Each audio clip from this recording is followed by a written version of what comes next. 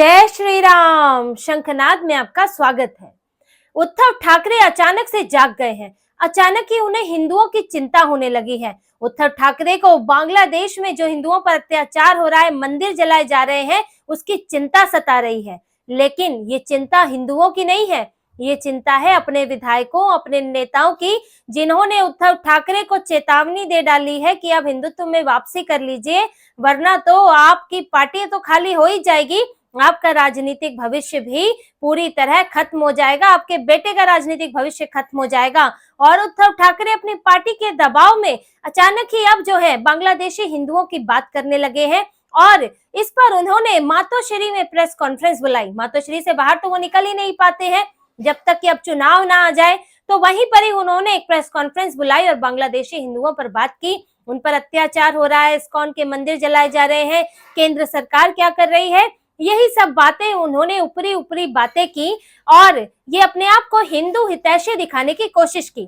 उद्धव ठाकरे ने क्या कहा और वो क्या कह सकते थे और उस बयान में भी उन्होंने कैसे तुष्टीकरण किया, इस पर हम बात करेंगे, आगे इस पर चर्चा करेंगे। लेकिन उद्धव ठाकरे को अचानक से कैसे बांग्लादेश याद आ गया? कोई अभी का मुद्दा तो है नहीं। जब से शेख हसीना जो है बांग्लादेश से आई है, भागकर यहाँ आई, उसके बाद से हिंदुओं पर लगातार अत्याचार हो रहे हैं। पहले भी हिंदू मारे गए, उन पर हमले हुए, यहाँ तक कि भाग भाग कर बॉर्डर पार करके हिंदू यहाँ आने की कोशिश कर रहे थे। फिर बीच में थोड़ा मामला शांत हुआ, हिंदुओं ने एकजुटता दिखाई, लेकिन अब फिर से उनके साधु संत गिरफ्तार हो रहे हैं हिंदुओं के, और वहां पर देशद्रोह के केस लग रहे हैं, मारा जा रहा है। 88 हमले हुए हैं, ये तो बांग्लादेश की सरकार ने ही स्वीकार किया है। लेकिन इतना सब होने के बाद आज उद्धव ठाकरे को ये मुद्दा याद आया। चुनाव में भी याद नहीं आया, लेकिन अभी याद आया। क्यों? क्योंकि उन्हें विधानसभा में जबरदस्त झटका लगा। जो वो सोच रहे थे कि हिंदुओं को बेवकूफ बना लेंगे, उनसे भ्रम में डालकर उनसे बाला साहेब ठाकरे के नाम पर उनसे वोट बटोर लेंगे, तो वो संभव नहीं हुआ। अब बीएमसी का चुनाव है और हर मीटिंग में उनके विधायक, जो उनसे जुड़े हुए पुराने नेता हैं, ये हालिया चापलूस नहीं, संजय राउत जैसे चापलूस नहीं, लेकिन जो उनसे पुराने जुड़े नेता हैं, जो जमीनी स्तर पर काम करते हैं, वो उनसे बार बार कह रहे हैं कि आप जो है अघाड़ी से अलग हो जाइए और अपना हिंदुत्व दिखाइए, खुलकर दिखाइए। और यहाँ तक कि उनके सांसदों तक ने कह दिया है कि वक्फ बोर्ड पर हम जो है वॉकआउट नहीं करेंगे, ये आपको फैसला करना है कि अब हम इसमें आपके साथ रहें कि आपसे अलग होकर वोट दें। बीएमसी के कॉर्पोरेटर्स ने कह दिया है कि ये लोकल लेवल का चुनाव है, आपको खुलकर अपना हिंदुत्व दिखाना होगा। अब उद्धव ठाकरे, जब पार्टी का इतना दबाव है तो कोई कदम तो उन्हें उठाना ही था, तो उन्होंने अब जो है ये बयान दे दिया। और देखिए, वो घिरे तो दूसरी तरफ से भी हैं, क्योंकि महाराष्ट्र में ही, जहां पर राष्ट्रीय स्वयंसेवक संघ और दूसरे हिंदू संगठन जो हैं, वो लगातार इस बारे में रैलियां कर रहे हैं, विरोध प्रदर्शन कर रहे हैं। यहाँ बांग्लादेशी दूतावास के बाहर विरोध प्रदर्शन हो रहा है, जंतर मंतर पर हो रहा है। हिंदू संगठन मध्य प्रदेश, राजस्थान में इकट्ठे हो रहे हैं। जब भारत में इस तरह का ये मामला उठ रहा है, बांग्लादेशियों को भगाने की बात हो रही है, और यहाँ तक कि सरकार से पर तो ये भी दबाव है कि एक हिंदू देश, बांग्लादेश से ही एक हिंदू राष्ट्र बनाने की सरकार कोशिश करे, बैकडोर से ही कोशिश करे। और देखिए, ये तो लोकतंत्र है और लोकतंत्र में जनता का दबाव सरकार पर बहुत मायने रखता है।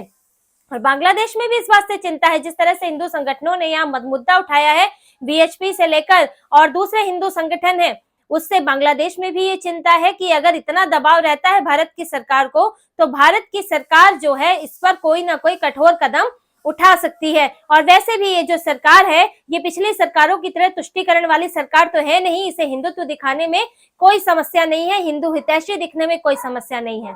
लेकिन इस सब के बीच में सवाल ये उठ रहा था कि आखिर उद्धव ठाकरे की पार्टी का क्या योगदान है, वो क्या कर रहे हैं। आदित्य ठाकरे तो हृदय में ही राम रख के चलते रहते हैं कि ताकि राम दिख ना जाए, राम दिख गए तो फिर तो मुसलमान वोट छिन जाएगा, क्योंकि राम को दिखाना तो पाप है, मुंह में राम लाना भी पाप है अगर आप तुष्टीकरण कर रहे हैं तो आदित्य ठाकरे तो इसी पर चल रहे हैं। उद्धव ठाकरे चुप्पी साधे बैठे थे, अघाड़ी के साथ आप अलग ही हो, और आपको ये डर सता रहा था कि अगर बांग्लादेशी हिंदुओं की बात करेंगे तो फिर तो मुसलमान पक्का नाराज हो जाएगा, क्योंकि देखें, मुसलमान के साथ तो भारत में ये है और दुनिया में कहीं भी, जहां भी दूसरे देशों में दूसरे धर्मों के साथ मुसलमान रह रहे हैं, वहां उनके साथ ये स्थिति है कि दुनिया के किसी भी मुसलमान के खिलाफ आप कुछ करोगे तो आपके देश का मुसलमान आपसे नाराज हो जाएगा। और भारत में तो ये बात पाकिस्तान तक लागू है कि ये लोग पाकिस्तान जैसे दुश्मन देश के खिलाफ भी कुछ सुनना नहीं चाहते, उसके खिलाफ कोई कदम नहीं उठाने देना चाहते, आतंकियों के खिलाफ तक नहीं चाहते।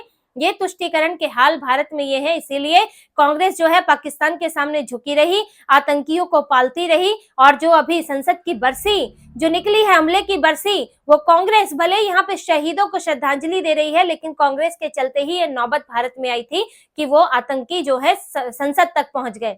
तो ये स्तर है, इस स्तर तक उद्धव ठाकरे गिरने लगे हैं। उनको ये डर है कि बांग्लादेशी मुसलमानों पर आरोप लगाएंगे और हिंदुओं की बात करेंगे तो भारत का मुसलमान नाराज हो जाएगा, महाराष्ट्र का मुसलमान, मुंबई का मुसलमान, तो वोट कैसे मिलेगा। लेकिन अब जब ये हिंदुओं ने भी अपनी नाराजगी दिखाई है तो थोड़ा उन्हें अब झुकना पड़ा है, और इसीलिए वो प्रेस कॉन्फ्रेंस में उन्होंने बांग्लादेश के मुद्दे के लिए सिर्फ प्रेस कॉन्फ्रेंस की और मुद्दा उठाया, हिंदुओं की बात की, लेकिन उसमें भी दबे छुपे तरीके से की, ऊपरी तौर पर की। किस पर इल्जाम लगाया? केंद्र सरकार पर, कि केंद्र सरकार क्या कर रही है, मंदिर जल रहे हैं तो केंद्र सरकार ने क्या कदम उठाया, बांग्लादेशियों के खिलाफ क्या हो रहा है, हम क्रिकेट मैच क्यों खेल रहे हैं उनके साथ। वही अपने पिता से उधार लिया हुआ मुद्दा कि पाकिस्तान के साथ क्रिकेट मैच क्यों हो रहा है, तो हम जो है अब बांग्लादेश के साथ यही बात कर लेते हैं, लेकिन अपना कुछ नहीं। उद्धव ठाकरे से कोई पूछे कि आपने क्या किया? भारत सरकार तो बहुत कुछ कर रही है, भारत सरकार तो सामने जो है प्रत्यक्ष तौर से डिप्लोमेसी भी कर रही है, बैकडोर की डिप्लोमेसी भी कर रही है, जो कि बताई भी नहीं जाती, और ये चीजें होती हैं। अब आप सामने के तौर पे बात करें तो विदेश सचिव गए थे विक्रम मिस्री, और उन्होंने वहां पर अलग अलग डेलीगेशन से मुलाकात की थी। वहां के केयरटेकर प्रधानमंत्री जो है उनसे भी मुलाकात, सरकार के जो सलाहकार है मोहम्मद यूनुस, उनसे भी मुलाकात की थी। और यहाँ आकर जो आप बात कह रहे हैं कि संसद में क्यों नहीं बयान दिया जा रहा है, संसद में बांग्लादेश को लेकर क्यों नहीं बोला जा रहा है, संसद चल कहाँ रही है? संसद में आपके इंडिया अलायंस वाले जो है अडानी को का मुद्दा छोड़े तो कोई और बात हो। और ये सिर्फ बात बीजेपी की नहीं है, इस कांग्रेस ने जिस तरह से संसद को बाधित किया है अडानी के मामले को लेकर, उससे टीएमसी भी नाराज है, उससे शरद पवार भी नाराज है। शरद पवार भी खुद कह चुके हैं कि अडानी के मामले से आगे बढ़ना चाहिए और संसद में अब दूसरी चीजों पर भी चर्चा होनी चाहिए। और यहाँ तक कि इनके दूसरे नेता और छोटी पार्टियां जो इनके साथ शामिल है वो तक परेशान है कि वो अपने क्षेत्र के मुद्दे यहाँ नहीं रख पा रहे, इतना शोर शराबा होता है। तो ऐसे में विक्रम मिस्री क्या कह पाएंगे? लेकिन विदेश मामलों पर जो पार्लियामेंट्री कमेटी है उसके सामने ये बात रखी गई है, बांग्लादेश में क्या बातचीत हुई और क्या हो रहा है हिंदुओं पर, ये बताया गया। इस पार्लियामेंट्री कमेटी में सत्ता पक्ष के ही नहीं, विपक्ष के भी लोग होते हैं और विपक्ष के बड़े नेता शामिल होते हैं। सभी पार्टियों के प्रमुख नेता तो यहाँ पर इसमें आते हैं, राहुल गांधी जैसे नेता उसमें जाते हैं।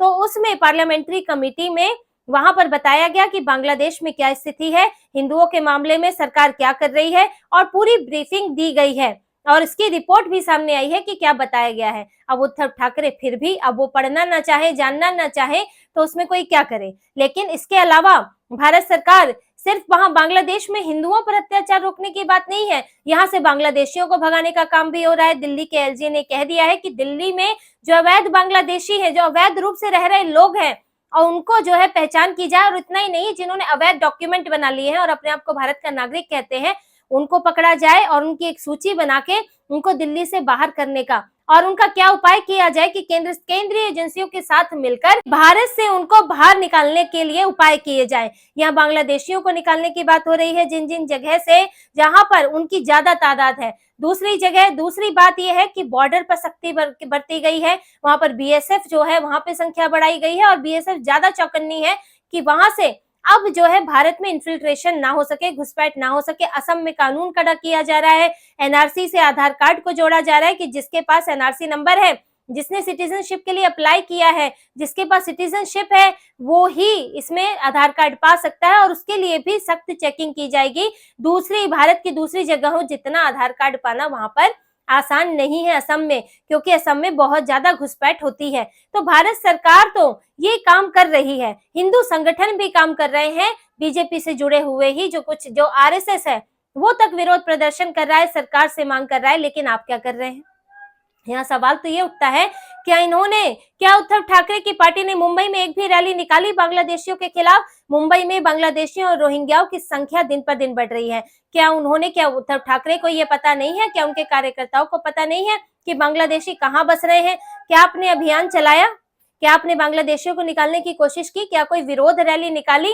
क्या आपने कोई स्पेसिफिक मांग की है सरकार से? बयान दे सरकार, बयान दे। लेकिन आप कोई स्पेसिफिक मांग कर रहे हैं, आप यही मांग कीजिए कि हिंदू राष्ट्र बनाने में सरकार जो है उसके लिए काम करे, और या फिर वहां के बांग्लादेशी हिंदुओं को इस तरह सुरक्षा दी जा सकती है, या यहाँ के बांग्लादेशी मुसलमानों को निकाला जाए। कोई एक स्पेसिफिक मांग है, सरकार कुछ क्यों नहीं कर रही है? अरे बाला साहेब ठाकरे क्या सरकार के करने का इंतजार करते थे?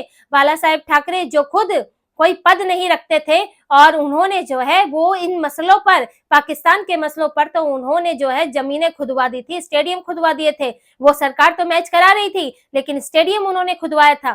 तो आपको अगर लगता है कि सरकार पर्याप्त काम नहीं कर रही है, किसी को लग सकता है, तो आप कुछ कीजिए। आप पार्टी के स्तर पर, आपका संगठन है, पुराना संगठन है, हिंदूवादी आपका जो आधार रहा है, आप क्या कर रहे हैं? लेकिन अपने ऊपर बात नहीं करेंगे, सिर्फ एक मातोश्री में प्रेस कॉन्फ्रेंस करके खाना पूर्ति कर देंगे। यही है तुष्टीकरण, कि आप जो है बोल के भी नहीं बोलेंगे। ये बात तो कांग्रेस भी बोल रही है, सरकार क्या कर रही है, केंद्र सरकार क्या कर रही है, और ये उद्धव ठाकरे की तरह यूक्रेन का युद्ध रुकवा दिया तो बांग्लादेश में क्यों नहीं आप रुकवा रहे हैं? ये सब सोशल मीडिया वाली बातें करने में लगे हैं। अब आपका हिंदुत्व इतना हल्का हो गया है कि आपको सोशल मीडिया से बातें चुरानी पड़ रही हैं। तो उद्धव ठाकरे को थोड़ी शर्म आनी चाहिए कि वो इतने गंभीर मुद्दे पर भी इस तरह का तुष्टीकरण कर रहे हैं। हजारों लाखों हिंदुओं की जान जा रही है, और उद्धव ठाकरे जो है अपनी राजनीतिक रोटियां सेक रहे हैं। रोटियां तो छोड़ दीजिए, ये हिंदुओं को भ्रमित कर रहे हैं, या भारत के हिंदुओं को भी भ्रमित कर रहे हैं, और इस भ्रम का नतीजा वही होने वाला है जो बांग्लादेश में हिंदुओं के साथ हो रहा है,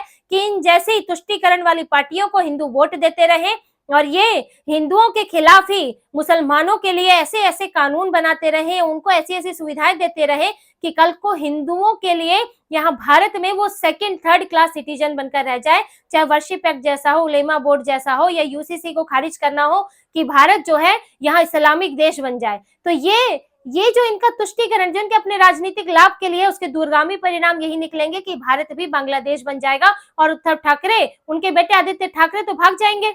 उद्धव ठाकरे नहीं भी रहे, आदित्य ठाकरे, उनका परिवार, ये लोग तो अपने विदेश में इन लोगों के सेटल होने के तरीके होते हैं, लेकिन भुगतना तो यहाँ पड़ता है, दंगा होता है तो यहाँ का हिंदू, आम हिंदू मरता है। लेकिन उद्धव ठाकरे को इससे कोई मतलब नहीं है, और हिंदुओं को भ्रम में रखना चाहते हैं, और उनकी पार्टी के दबाव में अब जो है वो थोड़े बहुत यहाँ कोशिश कर रहे हैं कि वो हिंदूवादी दिखे, क्योंकि इस वक्त पार्टी में बुरे हाल हैं, और पार्टी के विधायक अपना रास्ता खोज रहे हैं, यहाँ तक कि कुछ तो संपर्क में भी हैं। और देखिए, ये तो अभी महायुति सरकार ही ठीक से अभी सेटल नहीं हुई है, अभी तो कैबिनेट विस्तार होगा, सेशन चलेंगे, बहुत सारी चीजें आएंगी, उसके बाद उथल पुथल मचेगी, और बीएमसी चुनाव उद्धव ठाकरे के लिए ताबूत में आखिरी कील साबित होने वाला है, क्योंकि इन चुनाव में उन्हें मुसलमानों का वोट भी नहीं मिलेगा जो वो सोच रहे हैं, क्योंकि लोकल लेवल के चुनाव होते हैं, और इनमें लोकल लेवल के प्रत्याशी खड़े होते हैं, और उसमें ये उद्धव ठाकरे के लिए ध्रुवीकरण नहीं होने वाला है, और अघाड़ी के साथ अगर रहेंगे तो इनकी हालत और बुरी होने वाली है। और उद्धव ठाकरे को लगता नहीं है कि इससे पहले अकल आएगी जब तक वो पूरी तरह बर्बाद नहीं हो जाएंगे। तो इसी तरह की और खबरें और विश्लेषण आपके लिए लाते रहेंगे। हमसे जुड़े रहिए, सब्सक्राइब कीजिए, कमेंट कीजिए। बहुत बहुत धन्यवाद। जय श्री राम।